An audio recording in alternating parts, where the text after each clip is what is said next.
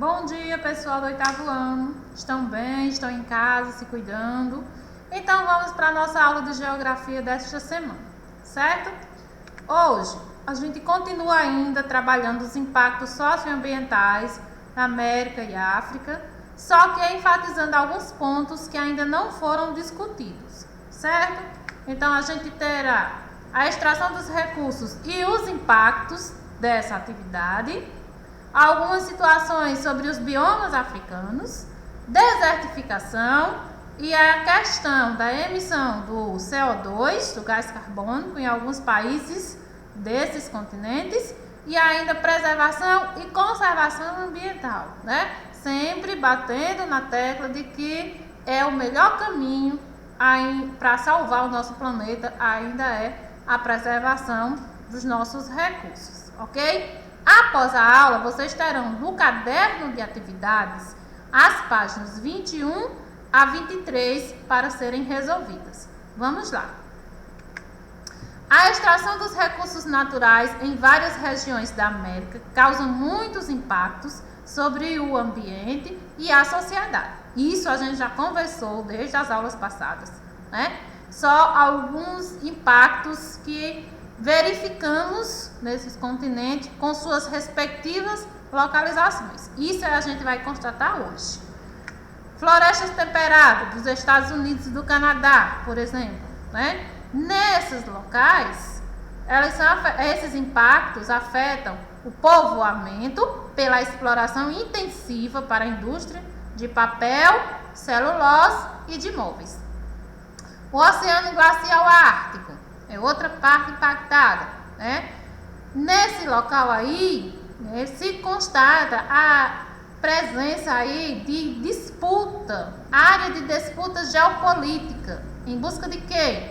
Nós sabemos que o Oceano Glacial Ártico é rico em reservas petrolíferas. Então, em busca de petróleo, também do gás natural, ferro, carvão, urânio e ouro. Vejam quanta riqueza nessa parte, né, do território, que não poderia ser explorado, né, que tem que ser cuidada, preservada. No entanto, essa área é uma área de disputa geopolítica para a exploração desses recursos. O caso do Haiti.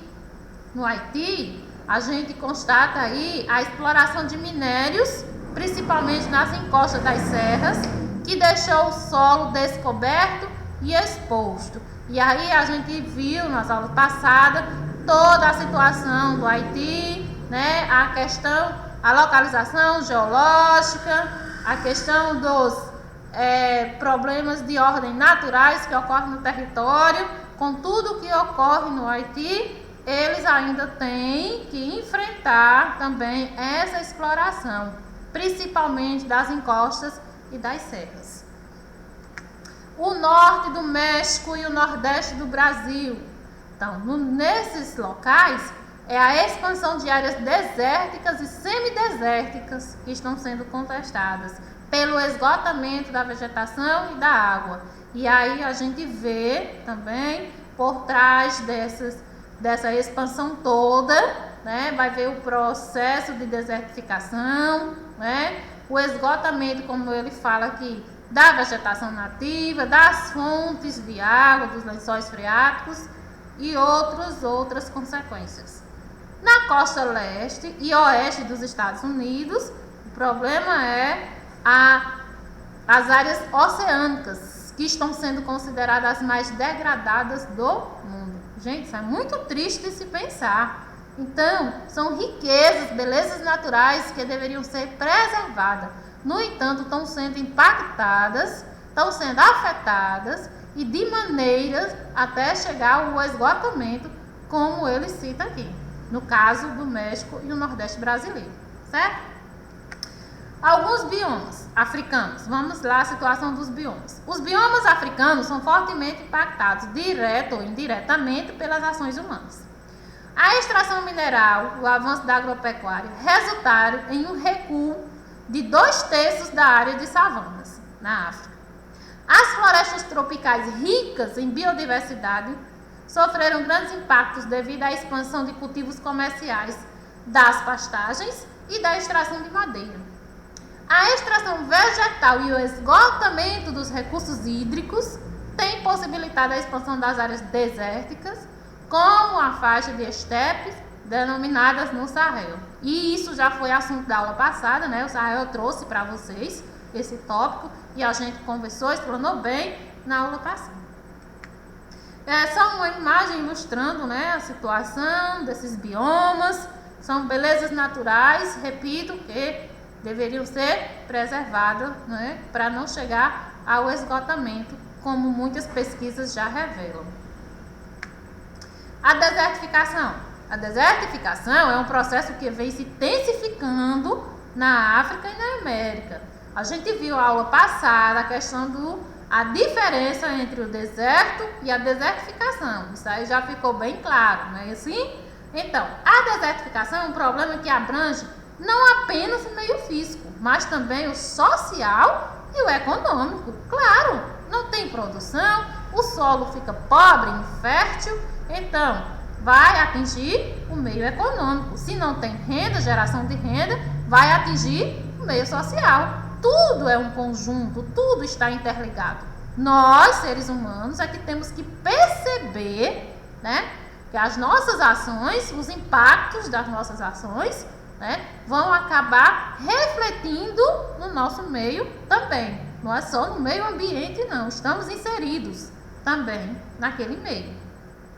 A desertificação reduz a umidade do ar, causa empobrecimento do solo, causando dificuldades no setor agrícola. E aí, um solo pobre, sem nutrientes, como é que vai produzir?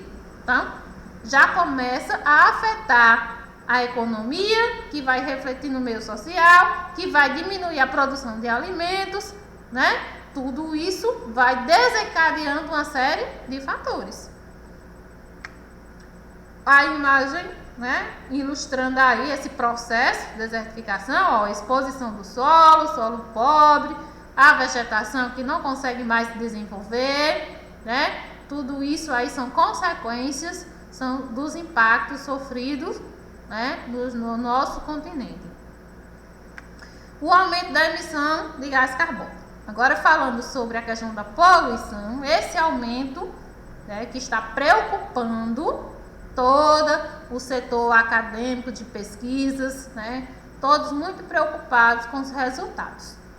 É considerado o principal fator capaz de aumentar a temperatura da atmosfera, o que pode causar alterações climáticas. E isso a gente já está vivenciando.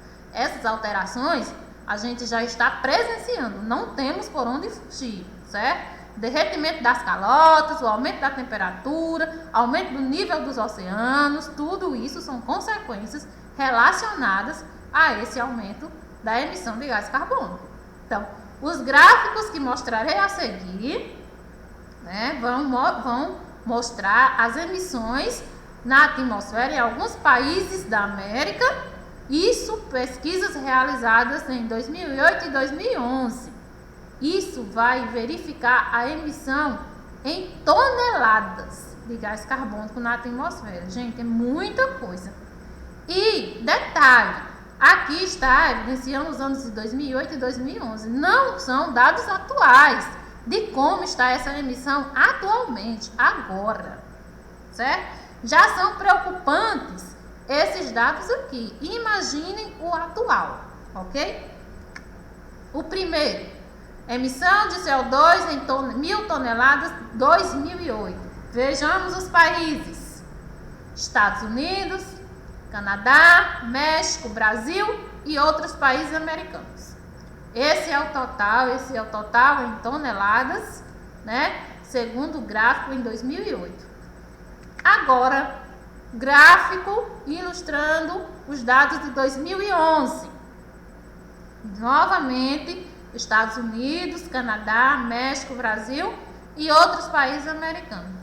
O que é que observamos desse estudo? Então, os Estados Unidos reduziram as emissões de gás carbônico de 2008 para 2011, como a gente constata, mas ainda assim emite mais CO2 na atmosfera do que todos os demais países da América juntos. Vejamos a situação, se não é preocupante. ele sozinho, Estados Unidos sozinho, apesar de ter reduzido essa emissão, ainda é responsável por uma maior emissão do que todos os outros países americanos juntos, certo?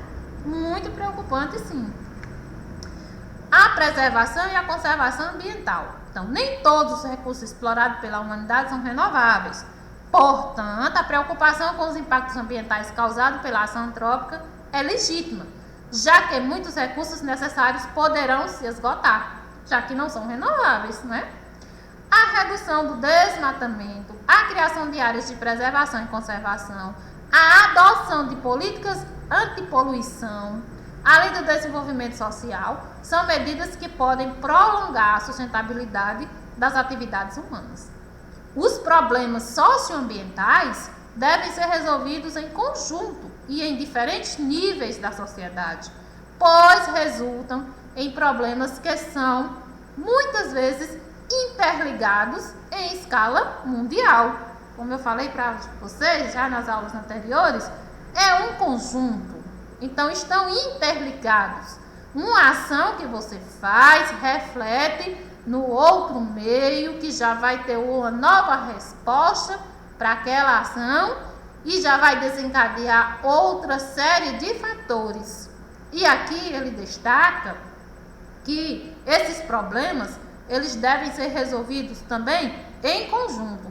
Da mesma maneira que eles são criados em conjuntos, eles também devem ser resolvidos, porque muitas vezes eles resultam em uma problemática global. Começa em um local isolado, vai se espalhando e aí pode envolver o todo. É isso que ele quer dizer. Por isso que é preocupante a questão dos problemas socioambientais.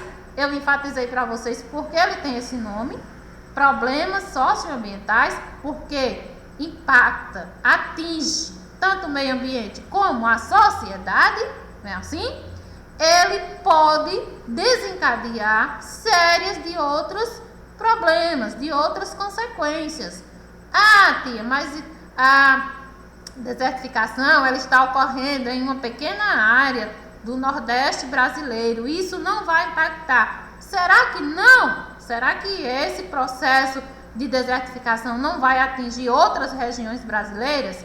E atingindo outras regiões brasileiras, não irá refletir em outras partes do continente? Entenderam?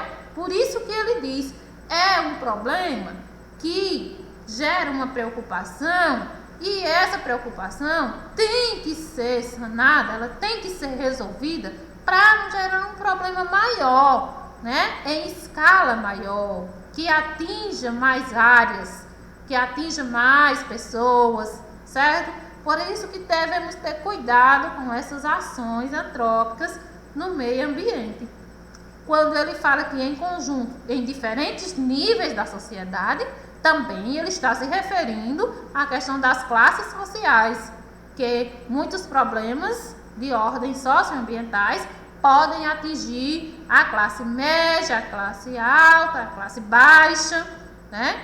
Diferentes níveis também. Vai depender aí, né, do problema, vai depender da importância do problema e ele poderá atingir os diferentes níveis sociais, certo? Então, por hoje é só, gente. Nossa aula da semana fica por aqui, né? Vocês façam a atividade, fiquem em casa e tenham uma boa semana. Obrigada.